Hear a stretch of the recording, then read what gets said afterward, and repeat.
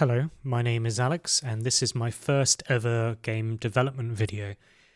A little bit about myself. I'm 34 years old, I'm actually 35 tomorrow, and my dream has always been to make a game, but as I was growing up, I'd convinced myself that, I don't know how to code, I'm too stupid to learn how to code, and so I never did. But it wasn't until I got into my 30s where I was like, well, what if I actually just learned to code? What if I didn't put a expectation on what I was going to make and I just enjoyed the process and experimented with ideas and see where it took me? And this is that journey. I want to document it so hopefully maybe someone else in my age range or even someone younger or older can see that it's never too late to have a go at making a game, and it's really nowhere near as difficult as you may have convinced yourself it is. If you're anything like me, you've made it sound like it's super complex, and it's really not. So let me tell you a bit about the game that I decided I want to make. First of all, the engine I chose was Godot, as you can see on the screen, and I chose it just because I really liked the scene system and how basically everything in Godot is a scene. Your level's a scene, your main character is a scene, your environment can be a scene, your UI can be a scene. So the way that everything is structured made a lot of sense to me. But you may find that Unity or Unreal or Game Maker may be better for you. This was just what I resonated with, and that's the engine I went with, but any engine's fine. So I started with a Brackeys tutorial on Godot and GDScript, and I found those were really, really helpful. Do go and check those out if you have no knowledge at all.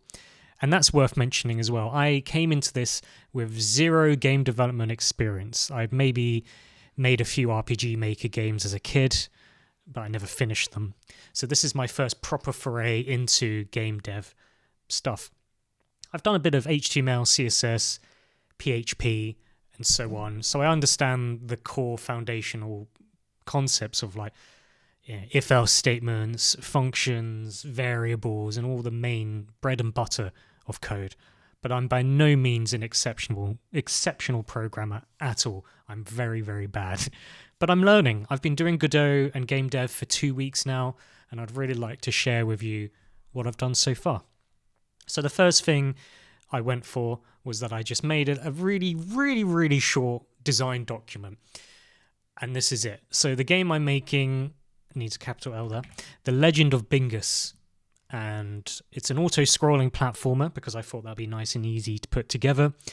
And I was really inspired by the minigame Hero Klungo Saves the World from Banjo-Kazooie Nuts and Bolts on the Xbox 360. I think it came out, nearly 20 years ago now. Good lord. But it was like the Klungo, who's Gruntilda's really stupid sidekick, was like, I've made a game, Banjo, come and play it on my arcade machine. And you can see from the picture there, even though it's really blurry, that it's just this crudely put together auto-scroller where he's hand-drawn all the assets and it's him saving the world by literally carrying it, with his hands.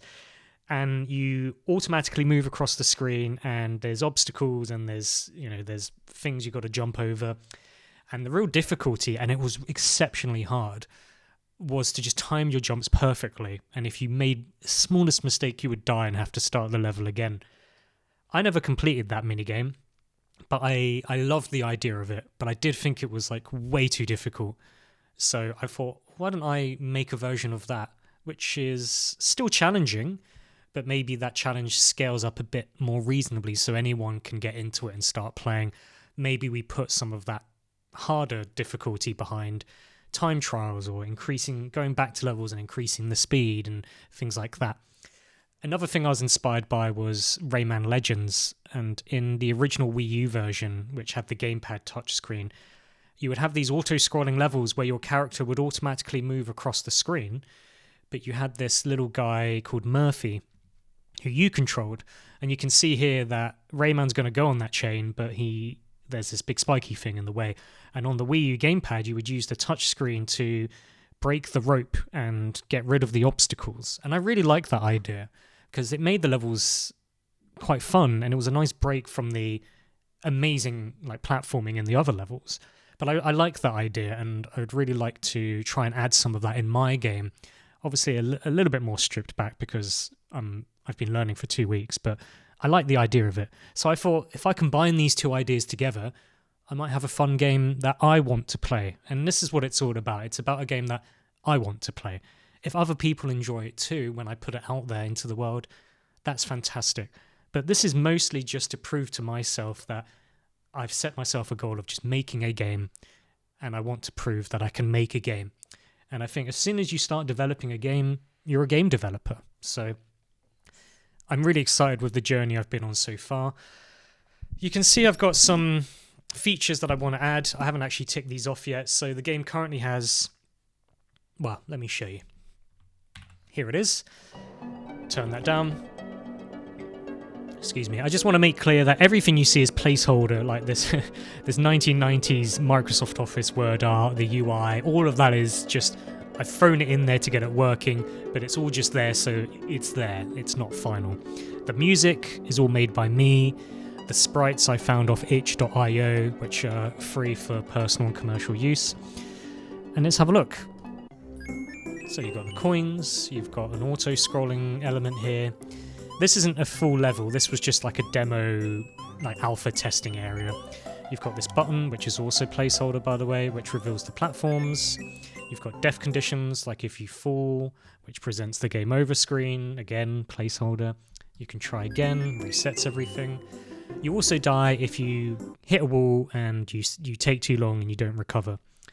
And that was actually quite difficult to put together, that bit, just to get him moving again when he hits the wall. Like, you jump and look, you can still move, there's a chance to recover, and that was really important for me to give you a chance to bring it back and it wasn't all over. But you can already see you're taking the piss a little bit with how close to the edge you are.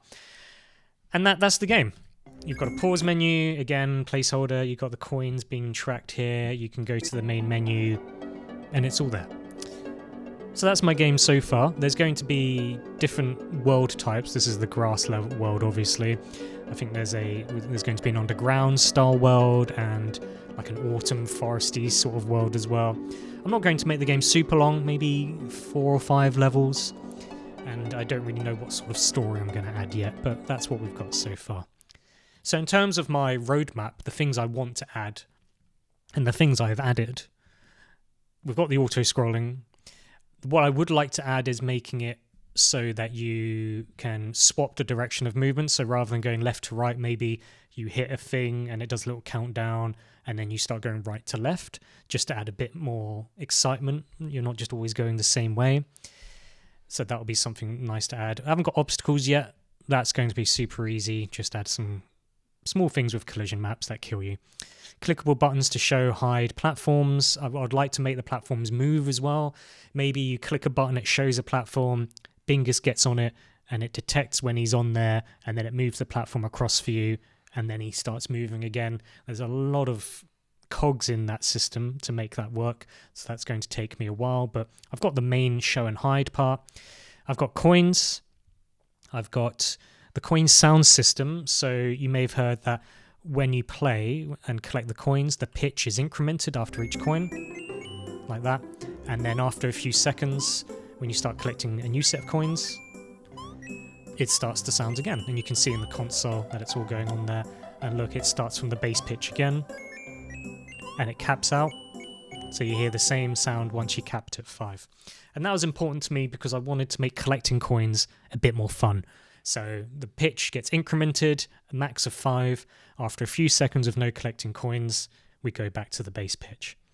We haven't got checkpoints because I haven't made a full level yet, but it was important to me, especially at the beginning levels, like if you mess up later on the level, I'm not a big fan of punishing the player by sending them all the way back. I think making you repeat content that you've already done and you can do well as a punishment for content later on you couldn't do well, I don't think that's a reasonable way of punishment. I think you dying and having to retry that section you're not very good at yet, that's your punishment, spending the time trying to fix that. So checkpoints are really important for me.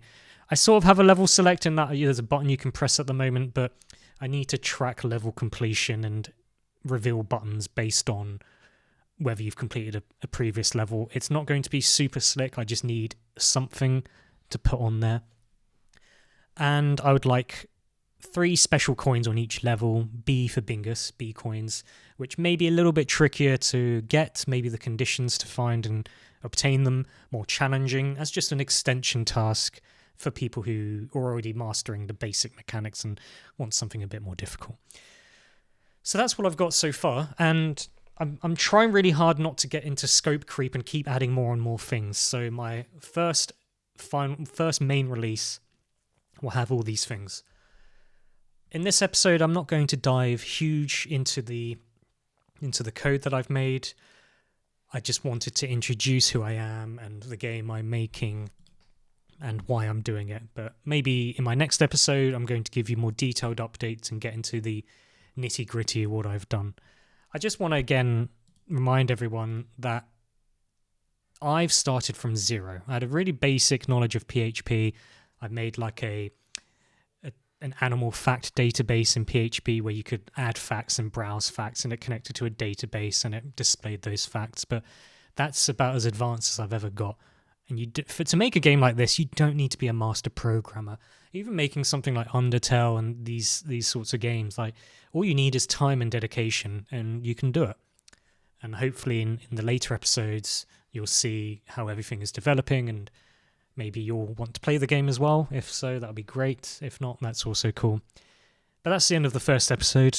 Thanks for watching, and in the next one, I'll dive more into the nitty-gritty about the code I've put together and how that's looking.